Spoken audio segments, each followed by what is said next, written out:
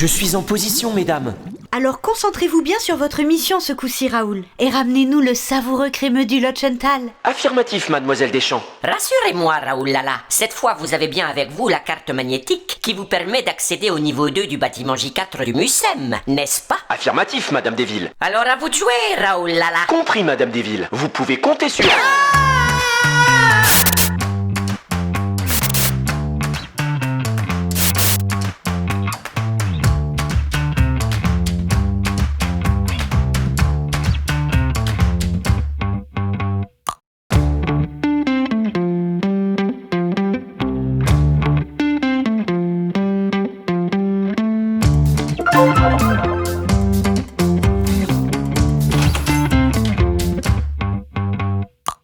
Tiens, Raoul Lala, je vais commencer à croire que vous ne pouvez plus vous passer de moi.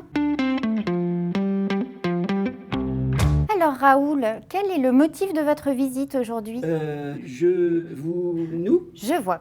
Ne vous en faites pas. Je vais vous en trouver, moi, des motifs. Suivez-moi, Raoul Lala. Alors Raoul, des motifs, il y en a partout ici, par exemple. Mais et c'est quoi des motifs exactement, Marie-Charlotte? C'est des décorations qui se répètent. On a par exemple un motif de corde, ici. Des triangles sur le côté. Oh, et là, c'est quoi ces petites traces dans le bois? C'est comme des coups d'ongles. Et effectivement, ce que crée ce motif qui se répète, c'est qu'il montre la verticalité de l'objet. Il le c'est recouvre énorme. partout. On se croirait comme dans Jack, dans le haricot magique. Oui, ou par exemple avec la princesse Réponse. Vous savez, vous avez d'aussi beaux cheveux qu'elle. Revenons à notre porte, Raoul. Elle vient de Roumanie, en Europe de l'Est. Elle est en chêne. Mais je la connais, moi, cette porte. Elle a des pouvoirs magiques, non? Ça, je ne crois pas. En tout cas, elle est composée de 9 morceaux de bois et elle mesure plus de 4 mètres. Et tu sais combien de kilos elle pèse? Oh, elle doit faire quand même plusieurs centaines de kilos. Oui, 780 kilos. Waouh! C'est une porte de ferme roumaine qui a été sculptée par son paysan. Raoul, avez-vous une idée de son âge? Oh, bah, je pense qu'elle est un petit peu plus âgée que vous. Oh oui, pas qu'un peu. Elle a 136 ans. Waouh! Mais décidément, il n'y a que des vieux objets dans votre exposition. Oh ben non, Raoul, je suis pas d'accord avec vous. Venez voir. Alors Raoul, ici c'est l'œuvre d'un artiste contemporain justement qui s'appelle Mircea Cantor. Ah, mais on retrouve la corde. Tout à fait, dans cette chaise où on voit qu'il y a un pied qui reprend le motif de la corde et qui le monte très très haut verticalement. C'est fou, elle ressemble vraiment à celle qui est sur la porte. Il a aussi fait faire cette chaise par des artisans roumains qui sont partis d'un vieux chêne centenaire. Mais c'est une œuvre contemporaine qui date de 2018.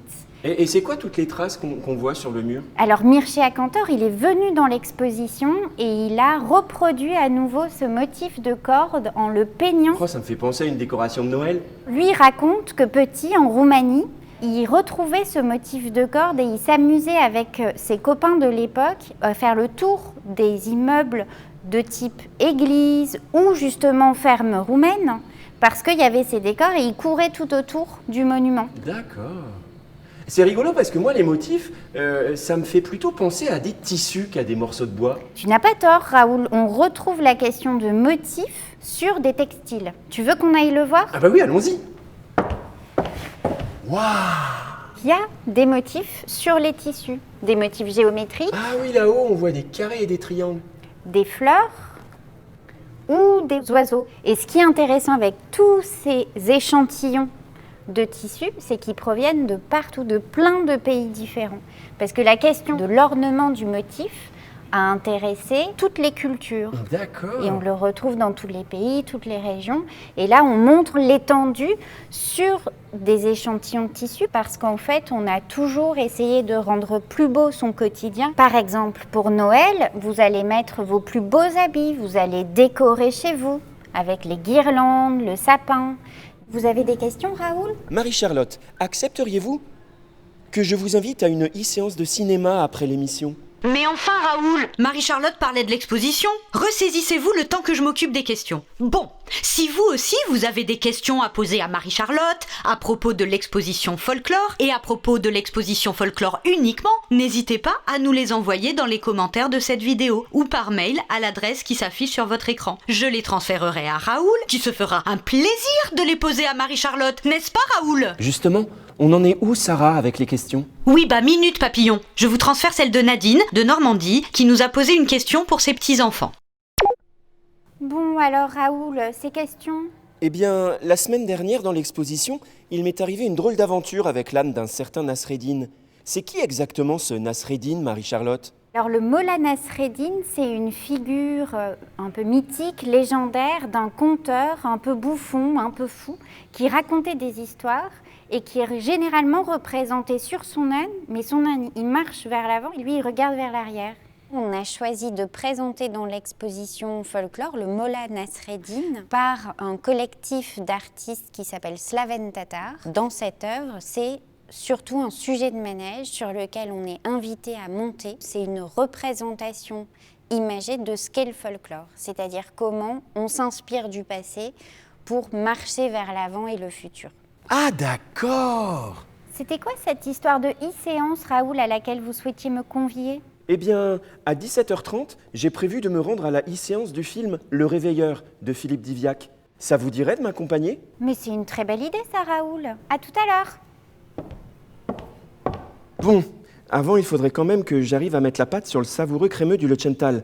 Sinon, j'en connais une qui va encore m'en faire tout un fromage.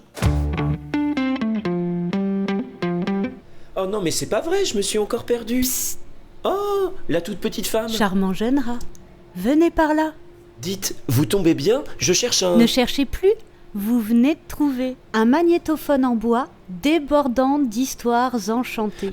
C'est super, mais moi je cherche plutôt un... Chut. Il suffit juste de l'actionner. Ah? Que mon conte soit beau et se déroule comme un long fil. Il était une fois un prince qui adorait la chasse. Tous les jours, il sautait sur son cheval, et entouré de ses chiens, il parcourait les forêts et les collines de son royaume. Un jour, il s'est égaré dans une montagne qu'il ne connaissait pas. Et en cherchant son chemin, il a rencontré une jeune fille. Elle était belle. Elle était tellement belle qu'il en est tombé amoureux tout de suite.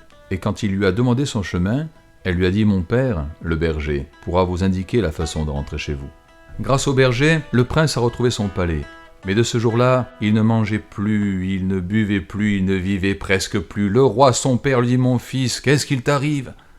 Et le prince lui a dit « Je suis amoureux. Je suis amoureux de la fille du berger. » Et le roi a soupiré. Il a dit « Si c'est une fille de berger qui doit sauver mon fils, c'est une fille de berger que tu épouseras, je vais la demander à son père. » Et le roi est allé jusque dans la montagne. Il est allé voir le berger, il lui a dit « Mon fils, le prince, veut épouser votre fille. » Le berger a dit « J'en suis très honoré, mais la réponse ne m'appartient pas. Demandez à ma fille. » Le roi s'est tourné vers la jeune fille. Elle a rougi. Elle a dit « Oh mon roi, avant de vous donner ma réponse, il faut que je vous pose une question. Quel est le métier du prince ?» Le roi a éclaté de rire. Il a dit « Mon fils n'a pas de métier, mon fils est prince. Prince, ça suffit. » La jeune fille a dit « Oh mon roi, je ne peux pas épouser un homme qui n'a pas de métier. Un homme doit savoir faire quelque chose de ses mains, quelque chose dans sa vie. Je n'épouserai pas un homme qui n'a pas de métier. » Le roi, furieux, est reparti. Arrivé au palais, il était rouge de colère quand il a raconté la scène à son fils. Et le prince a souri. Il a dit « Elle a raison, je vais apprendre un métier. » Et le prince est allé dans le quartier des commerçants, des artisans. Et là, il a rencontré un tisserand. Et ce métier lui a plu. Et pendant une année entière, il a été l'apprenti du tisserand. Pendant des heures et des heures, chaque jour, il travaillait pour apprendre son métier, et à la fin de l'année, il avait réussi à tisser un tapis magnifique pour la fille du berger. Un tapis coloré, un tapis d'arabesques, de tresses entrelacées, des motifs de feuilles et de fleurs qui se croisaient, se séparaient, se retrouvaient. Un tapis magnifique. Quand le tapis a été terminé, il est allé dans la montagne, il l'a présenté à la fille du berger, et il lui a dit « Accepterez-vous d'épouser un tisserand ?» La jeune fille a souri, et elle a dit oui. Le mariage a été magnifique, et le mariage a été heureux, de longues années se sont écoulées. Un jour d'entre les jours, Le prince a dû partir en ambassade dans un pays voisin, et pour cela, il a traversé le désert dans une caravane de chameaux, et là, au milieu du désert, les brigands ont surgi, les bandits ont attaqué, ils ont dépouillé tous les voyageurs, ils ont pillé la caravane, et quand ils ont vu le prince, ils lui ont demandé qui il était, il a dit « Moi, je suis un tisserand, je suis un artisan, je peux travailler pour vous si vous voulez. » Le chef des brigands l'a emmené dans une ville étrangère. Et là, dans une rue borgne, dans une maison décrépite, tout au fond d'une cave humide, il a dressé un métier à tisser, et il a poussé le prince dans la pièce. Et le prince a travaillé pour le bandit. Tous les jours il tissait. Le bandit lui amenait de la laine, et le prince faisait des tapis. Le bandit les vendait au marché. Le temps a passé, le prince tissait, 1 année s'est écoulée. Au bout d'1 année, le prince a dit au bandit, « Tu sais, si tu m'amenais de la soie et du fil d'or, je ferai pour toi un tapis digne d'un palais. » Et le bandit a amené au jeune prince la soie la plus fine et du fil d'or. Le jeune prince a travaillé, longtemps il a tissé, et le tapis qu'il a montré au bandit était magnifique. Il lui a dit, « Tu sais, va dans le pays voisin, la princesse te paiera sans marchander le prix que tu lui demanderas. » Le bandit a traversé le désert. Il est allé au pays voisin, il s'est fait introduire au palais, et devant la princesse, il a déroulé le tapis. La princesse l'a regardé. Elle a vu les entrelacs d'arabesques, les tresses multicolores. Elle a vu les motifs qui se croisaient, se recroisaient. Elle a reconnu le travail de son mari. Elle a payé le prix au bandit sans marchander, et quand le bandit est parti, elle a contemplé le tapis.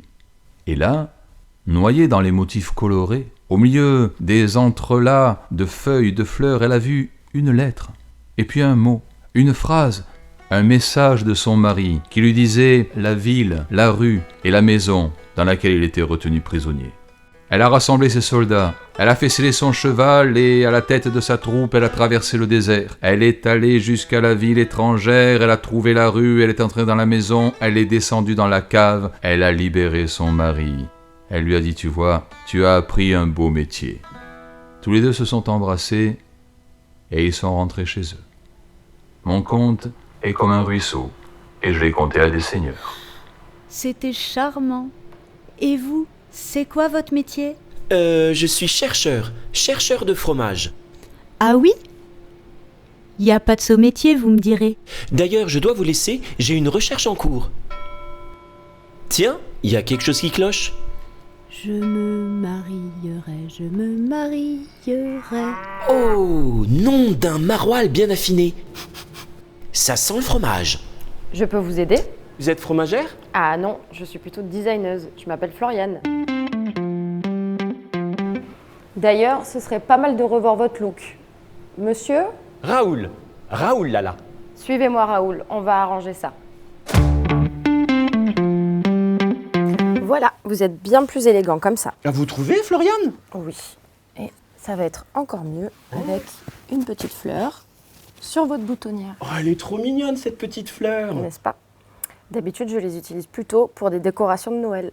Mais elle va super bien sur votre costume. Oh je vous remercie. Et vous avez besoin de quoi pour les fabriquer, vos fleurs de Noël, Floriane? Alors, pour les fabriquer, j'ai besoin de papier, du papier canson, du papier, par exemple, de récupération avec des motifs. C'est par exemple de la tapisserie. Ils sont de toutes les couleurs. On peut choisir toutes les couleurs qu'on veut. Et j'imagine que vous avez besoin d'outils aussi. On va commencer par une règle, un crayon ou un stylo, des ciseaux, D'accord. une trouilloteuse. C'est quoi, c'est une trouilloteuse, Floriane? Une trouilloteuse, c'est fait pour faire des petits trous. Ah, une perforatrice. Une perforatrice. Ensuite, des feutres, de couleur aussi. D'accord. Une trouilloteuse de forme. Donc une perforatrice qui fait des formes. C'est ça. Et elle fait quoi comme forme, cette trouilloteuse-là, Floriane? J'ai pris un cœur. Waouh, c'est trop mignon. Des attaches parisiennes. Ça, c'est pour l'assemblage. Et D'accord. de la ficelle pour après accrocher nos petites fleurs. Super. On va commencer par découper les bandelettes. D'accord. Dans un premier temps, on va tracer nos mesures. Alors, environ 1,5 cm D'accord. à 2 cm d'épaisseur. D'accord. On va faire un trait pour pouvoir découper ensuite au ciseau. On n'aura plus qu'à suivre Donc ça, c'est la longueur. Combien de la longueur? ligne. Longueur, on est à peu près à 30 cm. Et si on veut plus petit, bah on fait plus petit. On peut faire plus petit.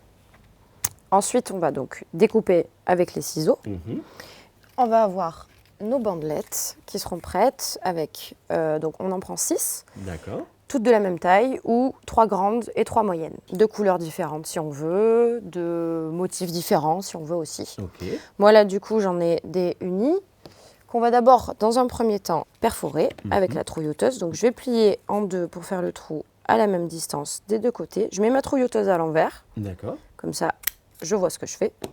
Et là ici je vais légèrement plier pour avoir le petit pli comme repère et passer pareil la trouilloteuse. Voilà, D'accord. j'ai mes trous. On répète l'opération sur toutes les bandelettes. Ok. Donc on Et à fait ça partir- 6 fois. Exactement. Et à partir de là, on va pouvoir faire donc notre petit motif. Donc là, j'ai commencé à faire. Ah oui, vous les faites après avoir fait les Voilà. trous. Oui, après D'accord. avoir fait les trous. Et là, c'est quoi Comme votre ça, on a motif? des repères. Là, j'ai fait des petits points. Oh, c'est trop Donc mignon. il suffit, hop, de poser son crayon, son stylo, son feutre et de continuer tout le long de la bandelette. D'accord. À partir de là, il nous restera simplement à faire un petit cœur Ok. Dans le Avec papier. la trouilloteuse à cœur. avec la trouilloteuse à cœur dans le papier qu'on a choisi. Et ça se trouve où, ça, les trouilloteuses? Alors les trouilloteuses, ça se trouve plutôt dans les magasins de loisirs créatifs. D'accord. Ce petit cœur, je vais également le perforer avec la trouilloteuse. Et maintenant, il ne reste plus qu'à assembler tous ces éléments. Oui, exactement. Et du coup, on va commencer avec l'attache parisienne. Mhm. Alors l'attache parisienne, c'est un petit outil qui permet de resserrer à la fin tous les éléments du coup qu'on va mettre. Donc on va le laisser fermer au départ. On va mettre le petit cœur qu'on a trouilloté à l'envers. D'accord. Ensuite, je vais mettre les bandelettes. Hop. Alors, du coup, je vais passer l'attache parisienne dans le trou du milieu sur les 6 bandelettes. D'accord. Hop, un peu de place. Je vais poser l'attache et je vais simplement former une étoile en essayant d'intervertir les couleurs ou les motifs qu'on a choisis. Ok. Voilà. Et à partir de là, je vais prendre la bandelette qui est tout en dessous Mhm. et je vais venir la replacer sur la tâche parisienne. Et je peux faire ça, hop, à partir de là, tout le long, sur toutes les bandelettes. D'accord. On va le faire 12 fois, parce qu'il y a un trou de chaque côté des 6 bandelettes. C'est un métier d'orfèvre. Presque. Voilà. Une fois qu'on a tout replié, on n'a plus qu'à ouvrir la tâche parisienne en deux. D'accord. Et voilà. Super. Oh, elle est magnifique, votre fleur, Floriane. Merci. Et j'imagine que vous utilisez une ficelle pour pouvoir la suspendre après votre fleur de Noël. Exactement. On va prendre un petit bout de ficelle Mhm. qu'on va passer tout simplement dans une des boucles. Et on pourra comme ça l'accrocher sur le sapin, faire des guirlandes, faire une suspension. On peut aussi les accrocher sur les portes. Exactement. Et voilà. Oh, c'est trop joli. Dites, vous m'en donneriez une de vos fleurs, Floriane? Bien sûr. J'aimerais en offrir une à une personne que j'aime beaucoup. Ah bon, à qui?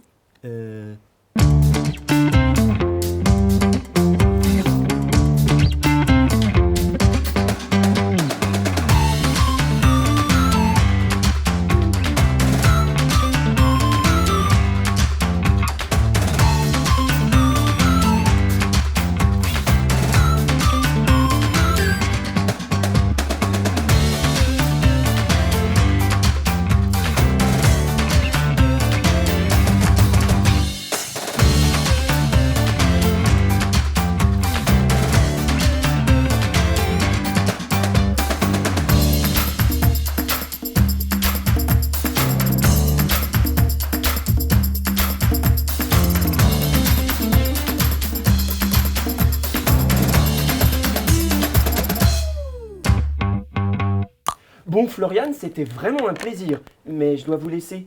Je vais voir le film d'animation Le Réveilleur de Philippe Diviac à la e-séance de 17h30. Je vous aurais bien accompagné, mais j'ai un tuto à préparer pour la semaine prochaine. Bah, écoutez, ça m'arrange. Non, enfin, je veux dire, c'est vraiment dommage, vu qu'on ne peut voir ce film qu'aujourd'hui, samedi 5 décembre, à 17h30. Bon week-end, Floriane! Oui, c'est ça. À la semaine prochaine. Raoul, votre téléphone! Pour vous inscrire à la e-séance de 17h30 du film Le Réveilleur de Philippe Diviac, c'est très simple. Cliquez sur le lien de la 25e heure qui se trouve dans le descriptif de cette vidéo et laissez-vous guider. Attention, ce lien est valable uniquement pour la séance du 5 décembre à 17h30. Bonne séance! Bonsoir Raoul. Dites donc, joli costume. Je suis content qu'il vous plaise. Hein. Tenez, je vous ai apporté une fleur en papier. Oh, c'est trop mignon. Je vais l'offrir à mon neveu. Merci Raoul. De rien Marie-Charlotte, tout le plaisir est pour... Tiens, voilà, ça va commencer. Alors Raoul, ce savoureux crème du Lechental, c'est pour aujourd'hui ou c'est pour demain? Mais c'est pas vrai! C'est pas vrai!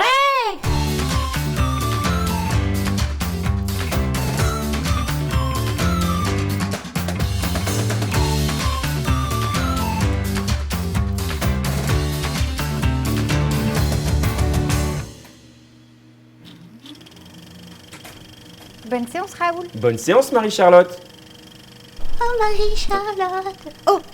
Pour vous inscrire à la e-séance de 17h30 du film Le Réveilleur de Philippe Diviac, c'est très simple. Cliquez sur le lien de la 25e heure qui se trouve dans le descriptif de la vidéo et laissez-vous guider. Le Réveilleur, c'est l'histoire d'un homme qui, tous les matins, fait le tour des maisons de son village et frappe aux portes pour réveiller les gens. Sauf qu'un jour, il reçoit une clochette en guise de paiement et sa routine en est toute chamboulée. Bonne séance!